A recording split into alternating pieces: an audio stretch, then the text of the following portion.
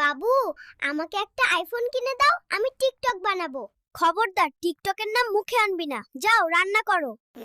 Baby, কোথায় যাচ্ছ? আমার স্বামী আমাকে আইফোন কিনে দেবে না, তাই আমি আর এই পরিবারে থাকছি না এবং আমার বাবা মায়ের বাড়িতে যাচ্ছি। ডক্টর, আমাকে বের করলে কেন? আমি তো ভেতরে ভালোই ছিলাম, এখন ছাপড়ি টিকটকার হতে হবে।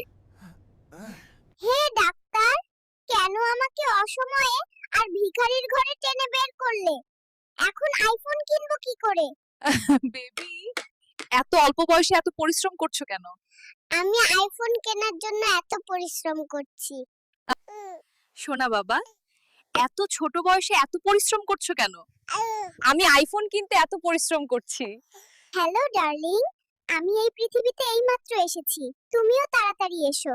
আমাদের দ্রুত বিয়ে করে একটি পরিবার শুরু করতে হবে। এই দুনিয়াতে এসে কেমন লাগছে তোমার?